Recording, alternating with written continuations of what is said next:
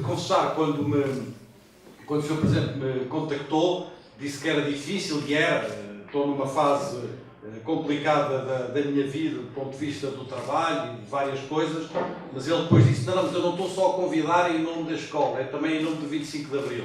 E aí, pronto, matou-me, não é? Quer dizer, não tive hipótese de dizer que não, e é com muito gosto que tentarei partilhar convosco algumas reflexões muito genéricas. Eu devo dizer que o título me foi sugerido e que eu entendi uma parte do título. Vou fazer uma interpretação do título, que provavelmente não era a que estava na ideia inicial dos autores que escolheram este título, mas é a maneira como eu o vou tentar elaborar a partir de 3 ideias. Vou tentar ler o título do ponto de vista dos percursos pessoais, que foi em parte o que o Dr. Madeira Lopes aqui nos trouxe na sua intervenção.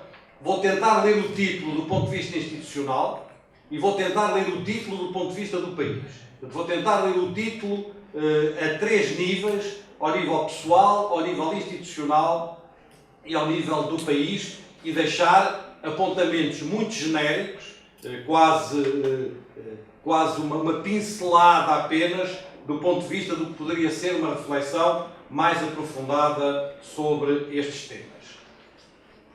Há três ideias que eu não vou desenvolver, mas que, num certo sentido, vão estar presentes no que eu partilhar convosco e que eu gostava que, num certo sentido, se possível, tivessem na vossa mente cada vez que escutassem as reflexões, em alguns casos, algumas provocações que eu irei fazer.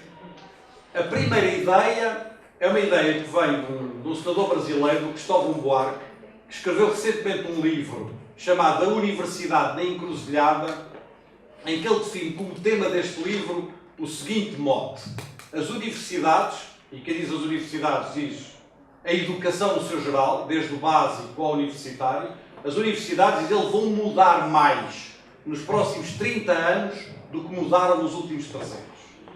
Isto é, dito de outra maneira, nós, a geração que está nesta sala, vai ter um processo de mudança do que são as escolas, do que é a educação, do que é a pedagogia, do que é a materialidade dos edifícios, do que é o nosso dia-a-dia de trabalho, do que é a aprendizagem, do que é a relação pedagógica. Tudo isso vai mudar mais nos próximos 30 anos do que mudou nos últimos 300. Esta ideia vai ser importante terem-na, digamos, como um elemento organizador de muito do que eu vos vou dizer, ainda que eu não vou trabalhar especificamente sobre isso ao longo desta minha intervenção. A segunda ideia é muito polémica e que eu não vou de todo trabalhar aqui, fiz uma intervenção sobre isso no dia do Instituto Politécnico de Lisboa, creio que o mês passado, é que eu vou transitar, cada vez que eu falo em educação superior ou universidade, para mim é a mesma coisa. E, portanto, não vou fazer nenhuma divisão entre Politécnico e Universidade. Para mim, estou a falar da mesma coisa, do mesmo espaço, até porque, pessoalmente, sou contra esta divisão binária e, portanto, não vou trabalhar sobre isso, não vou refletir sobre isso. Seria uma outra intervenção, seria um outro tema, mas apenas para vos dizer que cada vez que a minha linguagem circula por uma coisa ou por outra, não é porque quando estou a falar de universidade, só estou a falar de universidade, estou a falar de educação superior no seu geral, porque é nisso que eu acredito. Acho que as nossas instituições são muito iguais, são muito homogéneas, são muito dicotómicas, estão fechadas em binarismos que não nos ajudam nada, muitas vezes dentro das universidades, nos departamentos, muitas vezes dentro das escolas, nas disciplinas, muitas vezes no sistema educativo entre politécnico e universitário, e eu pessoalmente acho que o futuro está na diversidade, mas não nos fechamentos binários.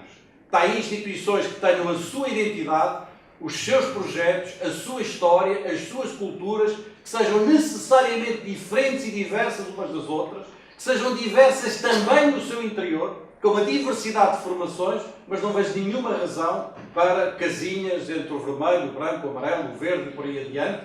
E, portanto, cada vez que eu falo de educação superior ou universidade, para mim é a mesma coisa. E, finalmente, um terceiro tópico sobre o qual eu voltarei no final da minha intervenção, que é a minha convicção profunda, posso estar errado, mas é a minha convicção profunda de que a educação superior e o conhecimento são a única saída para Portugal. Não vejo nenhuma outra saída, tentarei argumentar isto, não vejo nenhuma outra maneira de resolver os dilemas em que estamos, e os becos em sítios em que estamos, e as coisas que postas numa folha de Excel não têm solução, porque não dá solução, e eu vou argumentar que a única saída possível é a educação superior e é o conhecimento, e vou tentar explicar porque é que, na minha convicção, esta é a única saída possível para Portugal. Peço-vos que, ao longo das coisas que eu vou dizer, no plano pessoal, no plano institucional e no plano do país, tenham sempre estes três elementos como referência e como matriz para descodificarem, quer seja para concordarem, quer seja para discordarem, para descodificarem as minhas palavras. Comecemos então pela dimensão pessoal, que num certo sentido é provavelmente aquela que esteve na origem da escolha do tema. E nessa dimensão pessoal há obviamente duas questões que estão na escolha deste tema, implícitas. Uma é o debate da empregabilidade, seja a empregabilidade do ponto de vista de cursos que tenham empregabilidade, seja do ponto de vista da ideia do que é que se faz a uma população qualificada e como é que se traduz o investimento da educação superior do ponto de vista do trabalho das pessoas. E são, na verdade, dois temas decisivos para Portugal, mas que têm que ser vistos com alguma prudência. Neste sentido, a empregabilidade é um conceito que, como todos sabem, começou a ser divulgado na altura em que deixou de haver emprego. Não é? Quando deixou de haver emprego, falar-se em empregabilidade. Enquanto houve empregos, ninguém falava em empregabilidade. Não é? E, portanto, a empregabilidade é uma resposta conceptual a sociedades que deixaram de ter emprego, ou que pelo menos deixaram de ter emprego com os níveis de estabilidade que tinham no passado. É uma resposta também a um momento da sociedade em que se assiste a uma enorme precarização do trabalho, em que se assiste a um enorme processo de desgaste dos vínculos laborais e dos vínculos de trabalho, que, num certo sentido, são compensados através do recurso ao discurso da empregabilidade. Dito de outra maneira, a empregabilidade transitou da ideia de um direito das pessoas, muito claro no artigo da Constituição que o Dr. Madeira Lopes aqui nos trouxe, enfim, de um direito consagrado às pessoas, para qualquer coisa que é um dever das pessoas. Se não temos emprego, a culpa é nossa, não é? A culpa é nossa porque não nos transformamos, não nos tornamos suficientemente empregáveis, não é? Não fizemos o esforço que devíamos ter feito para ser empregáveis. Ora, esta transição de um direito para um dever, transição que se manifesta muito claramente no conceito que vai imediatamente a seguir ao conceito de empregabilidade, que é o conceito de educação e formação ao longo da vida, o conceito de lifelong learning, não é? Em que o lifelong learning deixou de ser um direito das pessoas, como era no tempo da educação permanente, no tempo das grandes reivindicações da educação de adultos, e passou a ser uma obrigação. Todos têm a obrigação de fazer isso para se tornarem empregáveis. Portanto, é preciso ter muito cuidado quando se lida com estes conceitos, porque estes conceitos podem nos fechar num pensamento que reduz a educação superior a uma dimensão que é muito importante, mas que não pode ser a dimensão única da educação superior. No dia em que essa dimensão se transforma na dimensão única da educação superior, nós perderemos grande parte das potencialidades da educação superior.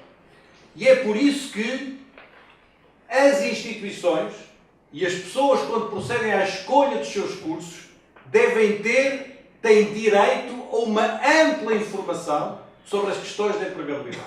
Devem saber quais são os cursos que têm empregabilidade, quais são os que não têm, das expectativas que podem ter em relação à entrada num determinado curso. Há muita pouca informação ainda, tanto no ensino secundário, como na entrada nas nossas instituições de ensino superior, quanto à escolha dos cursos. Essa escolha devia ser mais informada, devia ser mais ponderada, devia não ser por critérios, às vezes, muito básicos de proximidades das instituições ou de notas de classificações, deviam ser critérios muito mais elaborados no interior das instituições e pelas pessoas, mas a pessoa deve preservar-se o direito de dizer eu quero escolher um curso que não tenha empregabilidade. Portanto, e deve preservar-se o direito de poder dizer isso. Deve preservar-se o direito de dizer eu quero ir para estudos clássicos de latim e de grego, mesmo que isto não traga empregabilidade nenhuma. Não é? E é curioso notar que quando olhamos para o sistema de ensino superior português, alguns cursos de muito sucesso são cursos que não têm o critério da empregabilidade. O caso mais típico, alguns recordar-se-ão aqui na sala, é um curso que toda a gente me dizia para eu não criar, e no entanto que eu criei, em 2011 como reitor da Universidade de Lisboa, que é uma licenciatura em Estudos Gerais. Não é? Estudos Gerais são Estudos Gerais. Quer dizer, isto é, não tem nenhuma empregabilidade no imediato, é muito difícil medir a empregabilidade deste curso. Muita gente nos dizia, mas isto tem cadeiras de ciências, e cadeiras de matemática, e cadeiras de letras, e cadeiras de belas artes. Quer dizer, quem é que vem para um curso destes?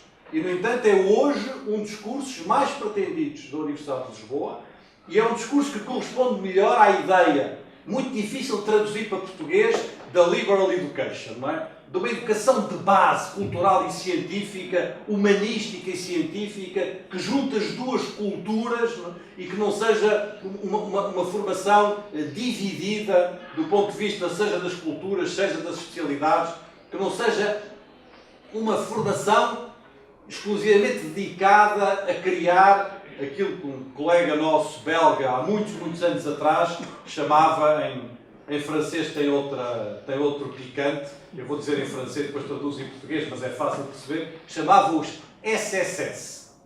E os SSS eram o que ele designava pelos spécialistes, spécialement spécialisés, não é? Os especialistas especialmente especializados. Quer dizer, aquelas pessoas que sabem tudo de uma coisa e nada das outras todas, não é? Isto é, que são o que o Michel Serres chama cultos ignorantes. Têm uma determinada cultura de uma coisa e são totalmente ignorantes em relação a tudo o resto. Não é? Ora bem, não devemos, na minha opinião, criticar ou impedir a escolha de pessoas que queiram ter essa dimensão de empregabilidade e que isso para eles seja prevalecente na sua escolha de um curso de educação superior. Mas não devemos também reduzir toda a educação superior a essa dimensão e devemos preservar em todo o espaço da educação superior um outro impulso de formação, um outro impulso de educação que vai muito para além deste. E este impulso de formação, contrariamente ao que nós muitas vezes pensamos, não é? Tem muitas vezes consequências mais interessantes do ponto de vista do emprego do que alguns cursos que aparentemente teriam maior empregabilidade.